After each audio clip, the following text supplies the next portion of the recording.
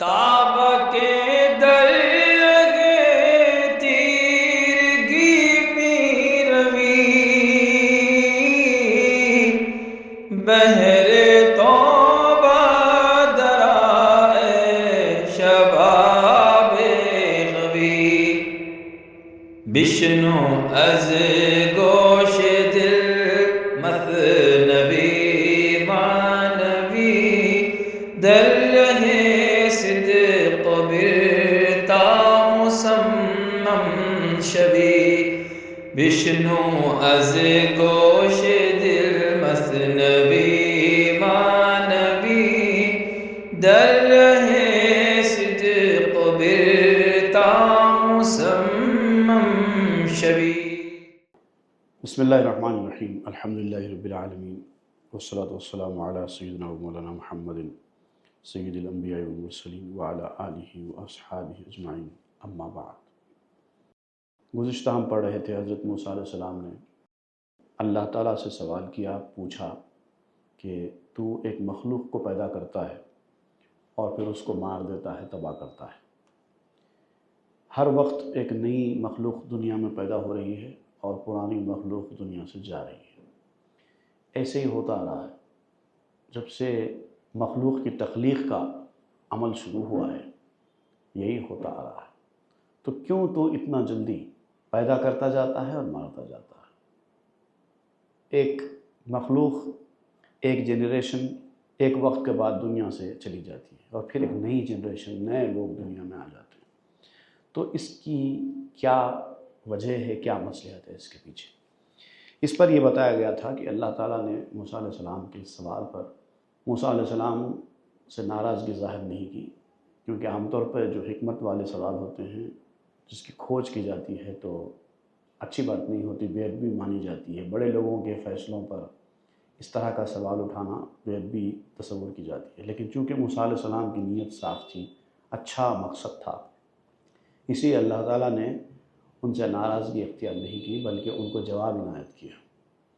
اور یہ موسیٰ علیہ السلام کا پوچھنا اور اللہ تعالیٰ کا جواب دینا، ان دونوں کا ذکر بعد میں آئے گا، لیکن اس کے پیچھے کیا حکمت ہے، کیا مصلحت ہے اور اس سے کیا نکات نکلتے ہیں، اس پر گفتگو چل رہی تھی۔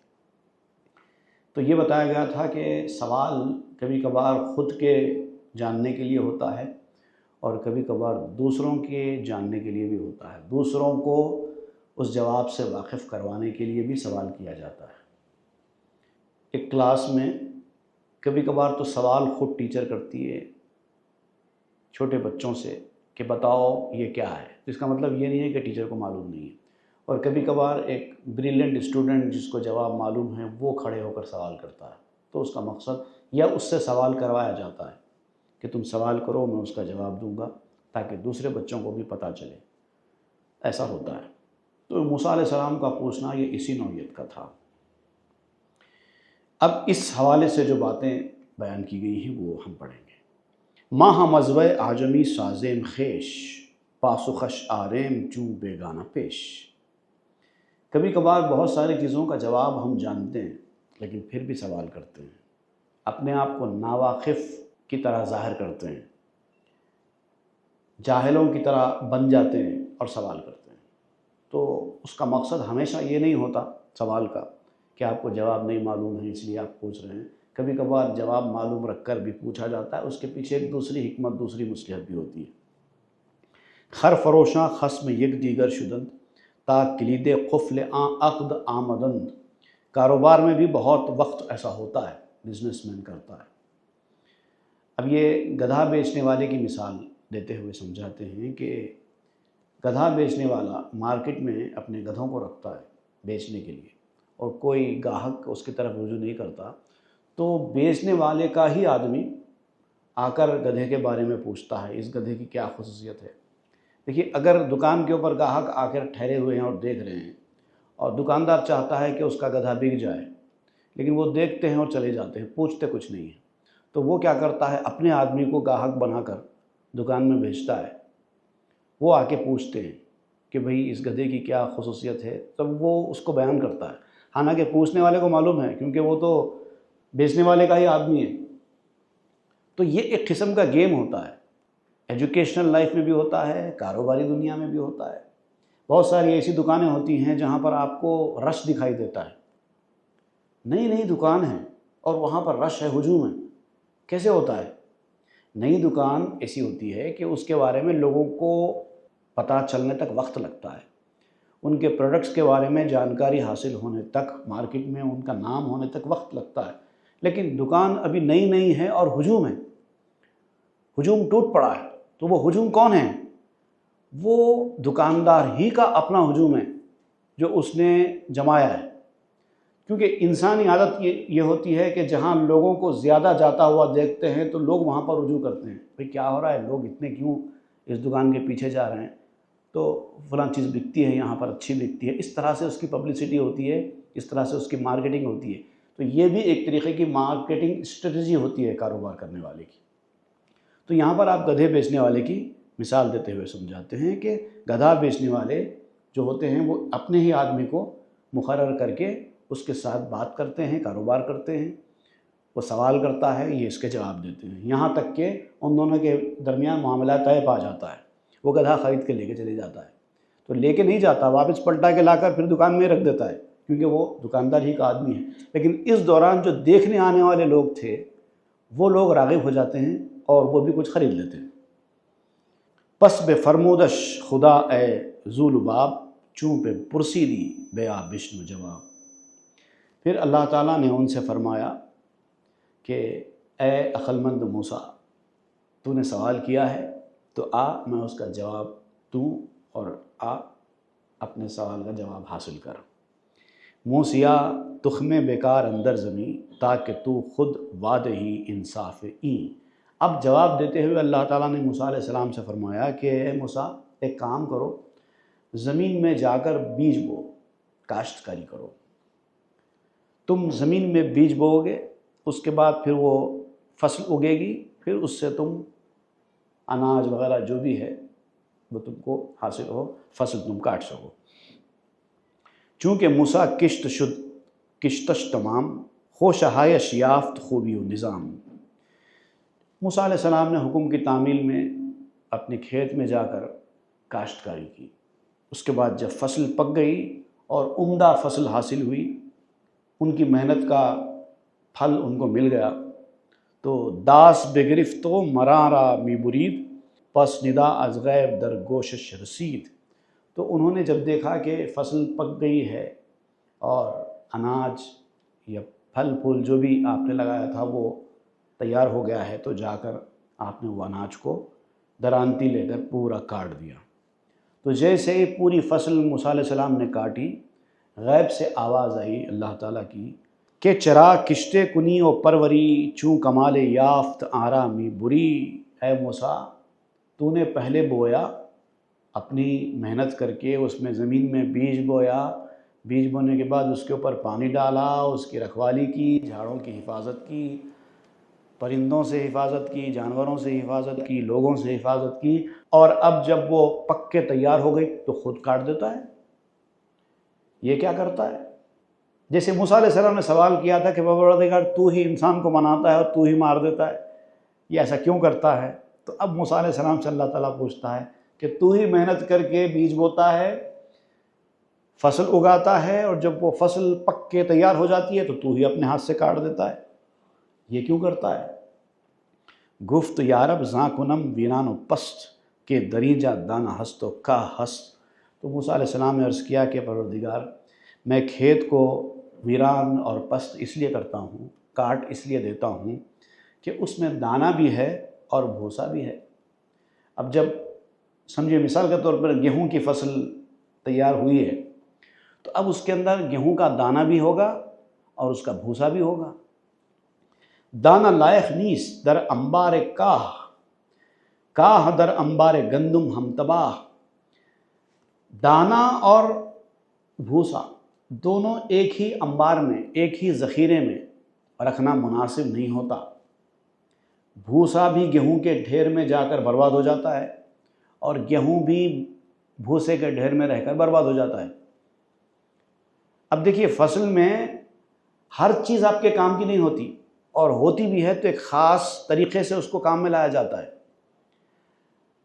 गेहूँ और भूसा दोनों को एक ज़्यादा वक्त तक रखेंगे तो गेहूँ की वजह से भूसा ख़राब हो जाता है और भूसे की वजह से गेहूँ ख़राब हो जाता है। इसलिए सबसे पहले भूसा और गेहूँ को अलग अलग करते हैं और फिर उसका जो झाड़ के पत्ते और वगैरह ये चीज़ें निकलती हैं उसको अलग रखते हैं। तो जो जो चीज़ें निकलती हैं फसल में से उसको उसके हिसाब से पहले अलग अलग किया जाता है, वरना एक से दूसरी की ख़राबी हो जाती है। नीस्त हिकमत ईंदरा आमेख्तन फ़र्क वाजिब मिकुनन दरबेख्तन। इन दोनों चीज़ों को एक जगह मिला के रखना अक्लमंदी नहीं है, दानाई नहीं है। और दानाई हिकमत का तकाजा ये है कि उनको अब अलग अलग कर दिया जाए। झाड़ में फल पक्के अगर तैयार हो जाए तो अक्लमंदी इसी में होती है कि फ़ौरी झाड़ से फल तोड़ लिए जाएं और इस्तेमाल में ला लिया जाए। अगर उसको उसी तरह छोड़ दिया जाए तो न सिर्फ ये कि फल ख़राब हो जाता है बल्कि झाड़ के अंदर जो फल पैदा करने की जो सलाहियत है वो भी डिस्टर्ब होती है। जैसे ही फल पका झाड़ पे से तोड़ लेना चाहिए। गुफ्त ई दानिश तू अस्कह याफ्ती के बदानश बेदरे बरसाती। अब अल्लाह ताला ने मूसा अलैहिस्सलाम से पूछा, ऐ मूसा ये समझ तूने कहाँ से हासिल की कि एक चीज़ के पक जाने के बाद उसको काट लेना चाहिए, ये समझ तूने कहाँ से हासिल की? या अक़ल की वजह से तूने ये खलियान बनाया? क्योंकि तूने मेहनत की, अपने दिमाग का इस्तेमाल किया और फिर एक खलियान तैयार हुआ। उसके बाद एक एक चीज़ को तू अलग अलग कर देता है, फसल को काट देता है। हिकमत है इसमें, लेकिन ये हिकमत जो है इसके पीछे तुझे किसने सिखाया कि ऐसा करना चाहिए? गुफ्त तमीज़म तो दादी ए खुदा, गुफ्त पस तमीज़ जो नबूवत मरा। हज़रत मूसा अलैहिस्सलाम ने अर्ज़ किया कि खुदा ये समझ मुझे तूने ही अता की है। तो अल्लाह ने फरमाया कि जब तुझे मैंने एक समझ अता की कि एक चीज़ को तू तैयार कर और उसके बाद वो तैयार हो जाए, पक जाए तो उसको काट ले, तो मैंने अता की है ना ये समझ, तो फिर मेरे अंदर समझ क्यों नहीं होगी? इंसान को दुनिया में भेजता हूँ, एक वक्त तक उसको रखता हूँ, जब वो पक जाए उसको काट लेता हूँ। पक जाने के बाद भी अगर उसको दुनिया में रखूँगा तो वो ख़राब हो जाएगी। दर खलायक रूह हाय पाक हस्त, रूह हाय तीरो गिलनाक हस्त। मखलूक में भी ऐसे ही है। मखलूक के मुख्तलिफ़ क़िस्में हैं ना, उसमें दाना भी है, भूसा भी है, पाक रूहें भी हैं, नापाक रूहें भी हैं। कुछ रूहें पाकीज़ा मुसफ़्फ़ा हैं और कुछ रूहें दुनिया की गंदगी में ख़राब होने वाली रूहें भी हैं। ख़राब लोग अच्छे लोगों के साथ नहीं रह सकते, अच्छे लोग ख़राब लोगों के साथ नहीं रह सकते। भूसा गेहूँ के साथ नहीं रह सकता, गेहूँ भूसे के साथ नहीं रह सकता। एक वक्त है उसका, उसके बाद दोनों को जुदा कर देना पड़ता है। ई सदफ़ हानीस दर यक मरतबा, दर ये के दुर्लस्त दर दीगर शबा। सीपियाँ जो होती हैं समंदर में से जो निकलती हैं, सारी सीपियाँ दिखाई देने में बाहर से तो एक जैसी होती हैं, लेकिन हर सीपी एक तरीके की नहीं होती। एक सीपी होती है जिसके अंदर मोती होता है और एक सीपी वो होता है जिसके अंदर महज पोत होती है। उसकी ज़्यादा वैल्यू नहीं है पोत की, सस्ती होती है। मोती बड़ा महंगा होता है। वाजिबस्त इजहार ई नेको तबाह, हम चुना कजहार गंदुम हाज़िका। नेक और बर्बाद का अलग अलग कर देना, दोनों के दरमियान फ़र्क कर देना ज़रूरी होता है। फसल जब कटती है तो उसमें कुछ चीज़ें होती हैं जो इंसान के खाने की एडिबल होती हैं, कुछ चीज़ें फेंकने के लायक होती हैं, कुछ चीज़ें रिसाइकिल करने के लिए होती हैं, कुछ चीज़ें जानवर को खिलाने के लिए होती हैं। झाड़ एक ही होता है लेकिन उसमें से मुख्तलिफ़ चीज़ें निकलती हैं। तो जिस चीज़ का जहाँ इस्तेमाल करना होता है उसको वहाँ इस्तेमाल करते हैं, उसको वो हिसाब से अलग अलग कर देते हैं। जिस तरह के गेहूँ का भूसे से अलग करना है। बहरे इजहारस्त ई खल्क़े जहाँ, तानमानत गंज हिकमत हाँ। दुनिया का पैदा करना भी इसीलिए है, ये ज़ाहिर करने के लिए है ताकि जो हिकमतों का ख़जाना है वो छुपा हुआ ना रहे।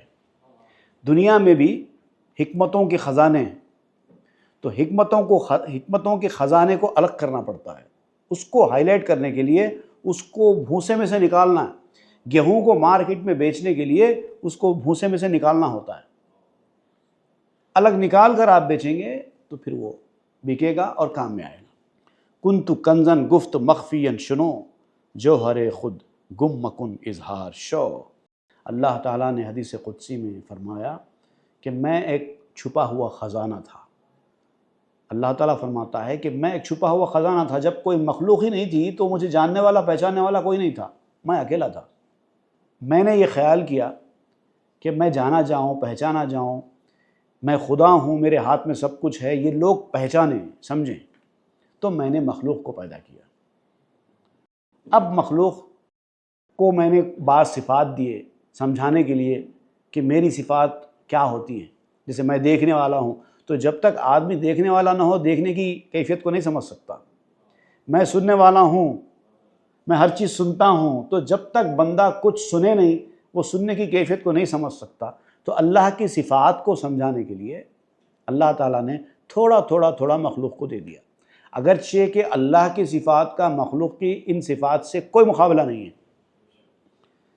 ہمارا دیکھنا اللہ کا دیکھنا ایک جیسا نہیں ہے، ہمارے دیکھنے کے اتنے سارے لیمیٹیشنز ہیں، اتنی حد بندیاں ہیں کہ ناقص ہے ہمارا دیکھنا۔ ہماری آنکھوں کے سامنے کوئی چیز آ جائے تو ہم کو اس کے پیچھے کا دکھائی نہیں دیتا، ہماری آنکھوں کی بینائی کمزور ہو جائے تو ہم کو دکھائی نہیں دیتا، لائٹ بند ہو جائے، اندھیرا ہو جائے تو ہم کو دکھائی نہیں دیتا، کوئی بہت زیادہ دور ہو تو وہ ہم کو دکھائی نہیں دیتا، کوئی بہت زیادہ قریب ہو تو بھی ہم کو دکھائی نہیں دیتا۔ آنکھوں کے سامنے کوئی چیز رکھ کر آپ نہیں پڑھ سکتے، تھوڑا سا دور کرنا پڑتا ہے۔ تو یہ ہمارے لمٹس ہیں، یہاں سے لے کر یہاں تک ہم چیز دیکھ سکتے ہیں، اتنی روشنی سے اتنی روشنی تک ہم دیکھ سکتے ہیں، نہ اندھیرے میں دیکھ سکتے ہیں، نہ ضرورت سے زیادہ لائٹ ہو تو ہم دیکھ سکتے ہیں، آنکھیں نہیں کھلیں گی، دیکھتے کیا؟ اس طریقے سے بہت ساری پابندیاں ہیں ہمارے دیکھنے میں۔ اللہ تعالیٰ کا دیکھنا ایسا نہیں ہے، اس کو کوئی رکاوٹ نہیں ہے، لیکن اللہ نے ہم کو دیکھنے والا بنایا تاکہ ہم یہ سمجھ سکیں کہ دیکھنا ہوتا کیا ہے۔ اگر ہم دیکھنے والے نہ ہوتے تو اللہ تعالیٰ کے دیکھنے کی صفت کو ہم سمجھ ہی نہیں سکتے۔ اسی طرح سارے اس لیے کہا جاتا ہے کہ انسان اللہ کی صفات کا مظہر ہے۔ تو اللہ تعالیٰ نے اس طرح اپنے صفات مخلوق کو دے کر اپنی پہچان کرائی ہے۔ تو اللہ نے آپ کے اندر جہاں جسم دیا وہاں پر اصلی چیز روح بھی دی، اور وہ آپ کے اندر چھپی ہوئی ہے۔ بالکل جیسے اللہ تعالیٰ چھپا ہوا ہے ویسے آپ کی روح آپ کے جسم کے اندر چھپی ہوئی ہے، دکھائی نہیں دیتی۔ اب اس کی طرف آپ کو توجہ کرنا چاہیے۔ جوہر صدقت خفی شد در دروغ، ہم چو تام روغنم در تام دوغ۔ ایک چیز سچائی ہے، ایک چیز جھوٹ ہے۔ جو دکھائی دے رہا ہے، جس کو اپنی آنکھوں سے سب دیکھ رہے ہیں، وہ جھوٹ ہے، اور جو دکھائی نہیں دیتا کسی کو وہ سچ ہے۔ یہ معاملہ ہے انسان کا اس وقت۔ انسان کا جو جسم ہے، جو سب دیکھ رہے ہیں، وہ اصل انسان کا جھوٹ ہے، اس کی کوئی اصلیت نہیں ہے، کوئی حقیقت نہیں ہے۔ اور انسان کی روح جو ہے، جو اصل ہے، سچائی ہے، وہ دکھائی نہیں دیتی۔ تو سچائی کا جوہر چھپا ہوا ہے۔ بالکل ایسے ہی ہم چو تام روغن اندر تام دوغ، جیسے کہ گھی کا مزہ چھاچھ کے مزے میں چھپا ہوا ہے۔ چھاچھ کے اندر مسکا ہوتا ہے لیکن دکھائی نہیں دیتا۔ آپ کے سامنے چھاچھ لائی گئی، آپ دیکھ کر کہتے ہیں کہ یہ تو چھاچھ ہے، لیکن وہ چھاچھ کے اندر سے مسکا نکالا جاتا ہے، دکھائی نہیں دیتا۔ آن دروغت ایتنے فانی بود، راستستان جان ربانی بود۔ یہ جو جھوٹ ہے تیرا، جو دکھائی دیتا ہے تیرا جسم، یہ فنا ہونے والا ہے، اور جو سچائی ہے روح، یہ اللہ تعالیٰ کا امر ہے، خدائی روح ہے۔ سال ہاں ای دوغ تن پیدا و فاش، روغن جاں اندر و فانی و لاش۔ بالکل چھاچھ کے اندر مسکے کا جو معاملہ تھا، بالکل ایسے ہی معاملہ آپ کے جسم کے اندر روح کا بھی ہے۔ برسوں یہ جسم کی چھاچھ ظاہر اور کھلی رہتی ہے، چھاچھ دکھائی دیتی ہے، مسکا دکھائی نہیں دیتا، برسوں تک ایسی چلتا رہتا ہے۔ اور جو اصل روغن ہے، روح کا روغن جو مسکا ہے وہ اس چھاچھ کے اندر چھپا ہوا ہے، دکھائی نہیں دیتا، فنا ہے، معدوم ہے، بالکل آدمی یقین ہی نہ کرے کہ انسان کے جسم کے اندر روح بھی رہتی ہے۔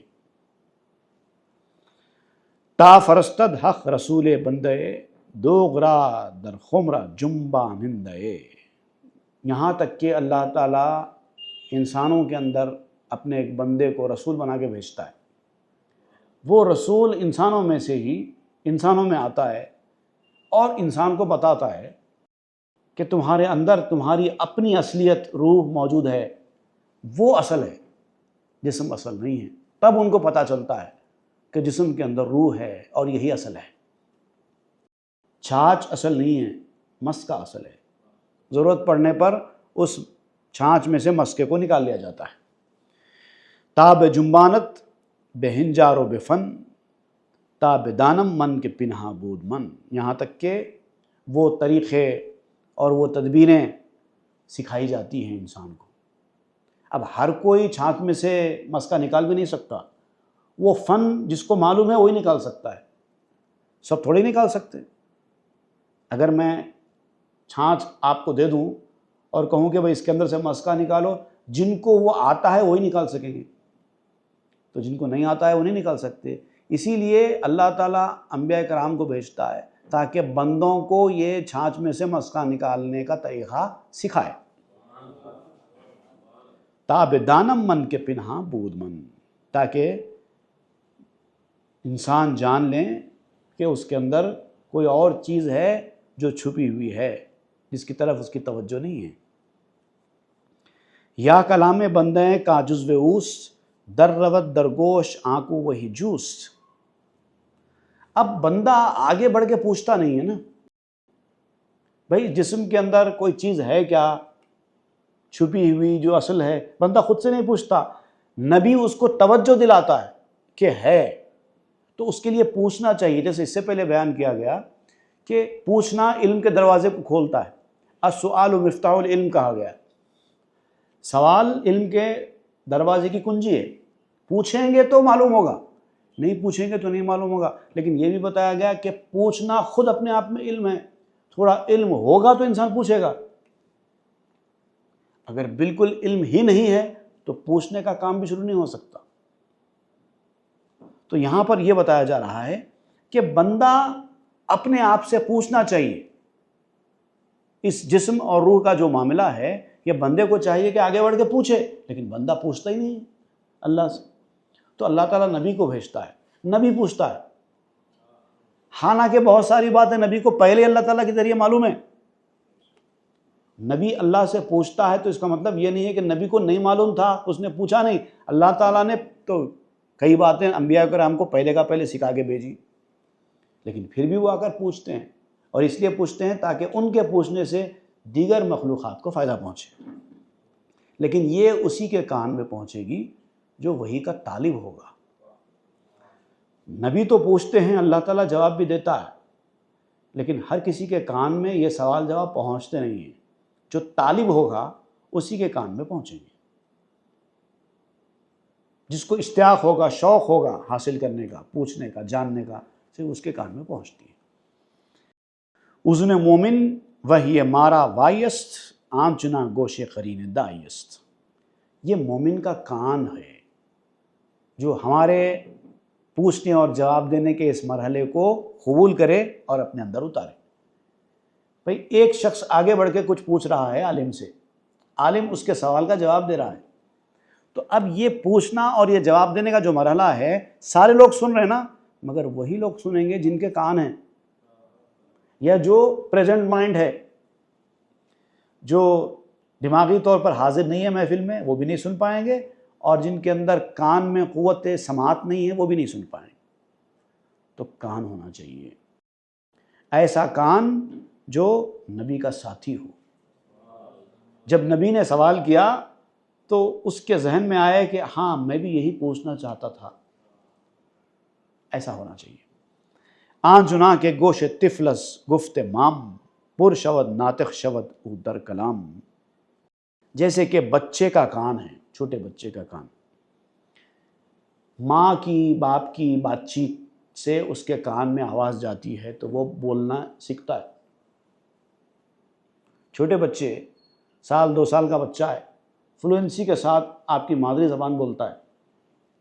بعض بچے تو 1 سال میں ہی بول پڑتے ہیں، بعض بچوں کو 2 سال 3 سال بھی لگ جاتے ہیں، 4 سال بھی لگ جاتے ہیں، اپنی اپنی صلاحیت کے اوپر منحصر ہوتا ہے۔ لیکن ان لوگوں نے زبان سیکھی کہاں سے؟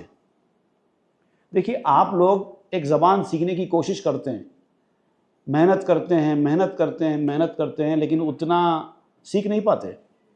لیکن ایک اسی زبان کے ماحول میں رہنے والا بچہ ہوتا ہے، آپ سے زیادہ وہ زبان جانتا ہے، جبکہ معصوم بچہ ہے، 4-5 سال کا معصوم بچہ ہے، 4-5 سال پہلے دنیا میں آیا، آپ سے اچھی زبان میں گفتگو کرتا ہے۔ عرب کے بچے عربی میں فلوئنسی کے ساتھ بات کرتے ہیں، انگلش ماحول میں پلنے والے بچے، پیدا ہونے والے بچے فلوئنسی کے ساتھ انگلش میں بات کرتے ہیں، جبکہ آپ نہیں کر پاتے پڑھ لکھ کے بھی۔ تو یہ کہاں سے سیکھا بچے نے؟ وہ کان میں جو مسلسل آوازیں اس کی آتی رہیں، ماں باپ کے بات کرنے کی ماحول میں، وہ اس کی وجہ سے اس نے سیکھ لیا۔ تو کان ہوگا تو سیکھے گا۔ ورنہ باشد طفل را گوش رشد، طفل مادر نشنود گونگے شود۔ اگر بچے کو صحیح کان نہ ہو، سننے والا کان نہ ہو، یا سماعت کی قوت نہ ہو، بہرا ہو بچہ، تو نہ صرف یہ کہ وہ بات کو سنے گا نہیں، بلکہ بولنے کے قابل بھی نہیں بنے گا، گونگا نکلے گا۔ دیکھیے، انسان کی آنکھ کے اندر اگر خرابی ہو تو وہ اندھا نکلتا ہے، کان میں خرابی ہو تو اندھا تو نہیں نکلے گا نا، زبان میں خرابی ہو تو اندھا تو نہیں نکلے گا، ناک میں خرابی ہو تو قوت سماعت تو نہیں بگڑے گی۔ ہر آلہ اپنی جگہ کام کرتا ہے، آنکھ کا ایفیکٹ آنکھ کے اوپر ہی پڑتا ہے، ناک کا ایفیکٹ ناک کے اوپر ہی پڑتا ہے، منہ کا ایفیکٹ منہ کے اوپر ہی پڑتا ہے، لیکن کان ایک ایسی چیز ہے جس کا ایفیکٹ منہ کے اوپر پڑتا ہے۔ ایک بچہ اگر پیدائشی بہرا ہے تو وہ بہرا بھی ہے اور گونگا بھی ہے، کیونکہ سنے گا ہی نہیں تو بولے گا کیا؟ دائمن ہر کر اصل گنگ بود، ناطخاں کس شد کے از مادر شنود۔ اصلی بہرا ہمیشہ گونگا ہوتا ہے، سنے گا تو بولے گا نا، اس نے کچھ سنا ہی نہیں، بولتا کہاں سے؟ اور بولنے والا وہ ہوتا ہے جو ماں کی بات کو غور سے سنتا ہے۔ جو بچے ماں باپ کی گفتگو کو، آس پاس کے ماحول کی گفتگو کو بہت غور سے سنتے ہیں، وہ لوگ بہت جلدی بات کرتے ہیں۔ تو کہہ رہے ہیں کہ سنو تو بولنے کے قابل بنو گے۔ اگر بولنے کے قابل بننا ہے تو پہلے سننے کے قابل بننا ہوگا۔ آپ اگر ایبسنٹ مائنڈ کے ساتھ کسی کی باتیں سنیں گے بھی، کوئی فرق نہیں پڑے گا۔ کان ہے اصل، بعد میں منہ کا نمبر آتا ہے۔ وہاں کے گوشے کر رو گنگ ضافتیست، زاں کے در گوشش رسیدہ علتیست۔ وہ شخص جو بہرا اور گونگا ہے کسی آفت کی وجہ سے، کسی پریشانی کی وجہ سے، تو یاد رکھو یہ اس لیے ہوا ہے کیونکہ اس کے کان میں بیماری پیدا ہوئی ہے۔ ایک آدمی بیک وقت اگر گونگا بھی ہے اور بہرا بھی ہے تو اس کے منہ میں کوئی خرابی نہیں ہے،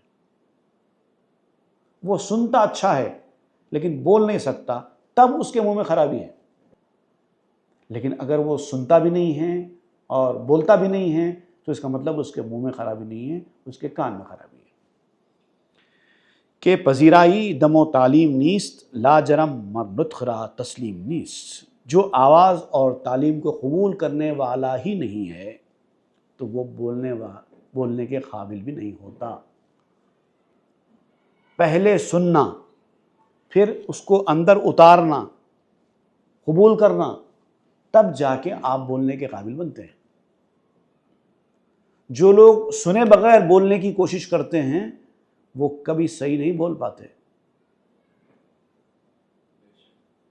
علم حاصل کرنے کا طریقہ بھی یہ بیان کیا گیا ہے کہ آپ پہلے علم حاصل کرو، اتنا علم حاصل کرو، اتنا علم حاصل کرو، چاہے سن کر کرو چاہے پڑھ کر کرو، پہلے علم حاصل کرو۔ اگر آپ نے 70-80 چیزیں جانی تو آپ 30-40 چیزیں بولنے کے قابل بنیں گے۔ جتنا آدمی سنتا اور جانتا ہے اتنا بول بھی نہیں سکتا، لیکن جتنا جانتا ہے اس کا زیادہ سے زیادہ وہ آدھا بول پائے گا۔ لیکن اگر آپ نے سنا ہی 10 ہو تو آپ کا بولنے کا 5 سے نہیں بڑھ سکتا، اور اگر بالکل ہی نہ سنا ہو تو پھر تو آپ کا منہ کھلے گا ہی نہیں۔ تو بیان یہ کیا جا رہا ہے کہ سنو سنو سنو، پہلے سننے کی عادت ڈالو، پہلے حاصل کرو۔ تقسیم کرنے کا کام بعد میں ہوگا۔ پہلے اسٹوڈنٹ بنو، بعد میں ٹیچر بنو، پہلے مرید بنو، بعد میں پیر بنو گے، پہلے سیکھو بعد میں سکھاؤ۔ آنکھ بے تعلیم بدھ نعت خداست کے صفات اوز علت ہا جداست۔ ہاں، جو بغیر کسی تعلیم کے، کسی کی تعلیم کی ضرورت نہیں ہے، کسی کی تربیت کی ضرورت نہیں ہے، کسی سے سننے کی ضرورت نہیں ہے، میں صرف بول سکتا ہوں، میں صرف کر سکتا ہوں، وہ صرف خدا ہے، کیونکہ اس کی صفات علتوں سے پاک ہے، اس کو کسی علت کی ضرورت نہیں ہے۔ اگر آپ یہ سمجھتے ہیں کہ مجھے کسی کی تربیت کی، کسی کی تعلیم کی ضرورت نہیں ہے، میں خود بول سکتا ہوں، تو آپ اپنے آپ کو خدا ہونے کا دعویٰ کر رہے ہیں، کیونکہ یہ صفت تو صرف خدا کی ہے، یا پھر ان کی ہے جس کو خدا نے اپنے پاس سے خصوصی علم دیا ہے اپنے طور پر۔ اور یہ جو کیسز ہیں یہ ریئر کیسز ہیں، جیسے کہ رسول اللہ صلی اللہ علیہ وسلم کی تعلیم کا مسئلہ ہے، آپ نبی امی ہیں، یہ حضور کی خصوصیت ہے کہ اللہ تعالیٰ نے دنیا میں حضور صلی اللہ علیہ وسلم کو کسی کے پاس تعلیم کے لیے نہیں بھیجا، خود تعلیم دی۔ اگر آپ یہ سمجھتے ہیں کہ آپ بھی امی ہیں تو پھر آپ اپنے نبی ہونے کا دعویٰ کریں، اور وہ بھی ہر نبی امی بھی نہیں ہے۔ امیت تو حضور صلی اللہ علیہ وسلم کی خاص ہے، دوسرے انبیاء بھی نہیں ہیں نبی امی، یہ حضور کے لیے خاص ہے۔ تو آپ ایسے بھی نہیں ہیں، آپ کو سیکھنا ہوگا، پڑھنا ہوگا۔ عیسیٰ علیہ السلام کو اللہ تعالیٰ نے یہ خصوصیت دے دی تھی، پیدا ہوتے بات کرنا شروع کر دیا۔ اب ظاہر بات ہے کوئی دوسرا عیسیٰ تو ہے نہیں، یہ ان کی خصوصیت ہے۔ اس طرح سے بعض انبیاء کرام کی بعض خصوصیتیں بیان کی گئی، ورنہ عام حالات میں انبیاء نے بھی علم حاصل کیا ہے۔ تو آپ کدھر، آپ یہ کیسے کہہ سکتے ہیں کہ میں پیدا ہوتے ہی عالم بن گیا، میں پیدا ہوتے ہی روحانی طور پر ممتاز ہو گیا؟ اگر ایسا آپ سمجھتے ہیں یا کہتے ہیں تو آپ جھوٹے، لوگوں کو دھوکہ دے رہے ہیں۔ یا چو آدم کردہ تلخی نش خدا بے حجاب مادر و دایا ورا۔ ایک آدم علیہ السلام ہیں جن کو اللہ تعالیٰ نے اپنے پاس سے پڑھایا، وعلم آدم الاسماء کلہا ثم عرضهم علی الملائکہ، کا تو ذکر ہے۔ یہ آدم علیہ السلام کی خصوصیت ہے، اس لیے کہ آدم علیہ السلام تو ابو البشر ہیں، اس سے پہلے تو کوئی ہے ہی نہیں بندہ، کس کے پاس پڑھیں گے؟ تو اللہ ہی پڑھا نا۔ یہ آدم علیہ السلام کو خدا نے پڑھایا، کوئی ماں کوئی دایا آدم علیہ السلام کی تھی نہیں، کسی کا واسطہ آدم علیہ السلام کو نہیں پڑھا۔ یا مسیح قوت تعلیم ودود در ولادت ناطق آمد در وجود، یا پھر عیسیٰ علیہ السلام کہ جو اللہ تعالیٰ کی تعلیم سے پیدائش کے وقت بات کرنے کے قابل ہو گئے، بات کرنے لگے۔ از برائے دفع تہمت در ولاد کہ نہ زاد است از زنا و از فساد، اور یہ اس لیے تھا، اس کے پیچھے اللہ کی حکمت تھی۔ عیسیٰ علیہ السلام کو جو پیدائشی بات کرنے والا اللہ تعالیٰ نے بنایا تھا، اس کے پیچھے ایک خاص حکمت تھی، تاکہ عیسیٰ علیہ السلام کی جو قدرتی پیدائش ہے اس پر کوئی حرف نہ آئے، لوگ حضرت مریم پر الزام نہ لگائیں۔ ان کو ان الزامات سے بچانے کے لیے ایسا معجزہ اللہ تعالیٰ نے عیسیٰ علیہ السلام سے کروایا۔ جنبش بایست اندر اجتہاد تاکہ دوغاں روغن از دل باز داد، لیکن عام انسان کے لیے یہ مثالیں نہیں ہیں، اس کو کوشش کرنی ہوگی، اور کوشش میں بھی حرکت چاہیے۔ Do something you will get something, try 100 you will get 50، if you try 50 you will get 25، یہ والا معاملہ ہے۔ حرکت کرو، کوشش کرو، تاکہ چھانچ میں سے مسکے کو نکال سکو، ورنہ وہ مسکا چھانچ کے اندر ہی رہ جائے گا اور خراب ہو جائے گا۔ چھاچھ زیادہ دن تک نہیں رہتی، خراب ہو جاتی ہے، اس میں سے آپ مسکا نکال لو، اس کی شیلف لائف بڑھ جاتی ہے۔ روغن اندر دوغ باشد چوں عدم، دوغ در ہستی برآوردہ علم۔ اور وہ مسکا جو چھاچھ کے اندر بالکل ایسے ہوتا ہے جیسے وہ ہے ہی نہیں، دکھائی نہیں دیتا، معدوم جیسا ہوتا ہے۔ آپ چھاچھ کو سامنے لا کر رکھو اور کہو کہ اس کے اندر مسکا ہے یا نہیں ہے، آپ نہیں بول سکتے، پہچان ہی نہیں سکتے، کیونکہ اپنا جو جھنڈا ہے، وجود کا جھنڈا، وہ چھاچھ بلند کیے ہوئے ہے، اس کا نام چھاچھ ہے، تو مسکے کو چھپا لیا گیا ہے اندر، آپ کو نکالنا ہو، دکھائی نہیں دے گا۔ آں کے ہستت می نمائد ہست پوست، وہاں کے فانی می نمائد اصل اوست۔ جو تمہیں موجود نظر آتا ہے، جو دکھائی دیتا ہے، وہ تو چھلکا ہوتا ہے، مغز تو دکھائی نہیں دیتا، مغز تو اندر ہوتا ہے۔ جو چیز دکھائی دے رہی ہے وہ چھلکا ہے، اور چھلکا اصل نہیں ہوتا، مغز اصل ہوتا ہے۔ جو دکھائی نہیں دیتا، جو اندر ہے وہ اصل ہے، جو باہر ہے وہ اصل نہیں ہے۔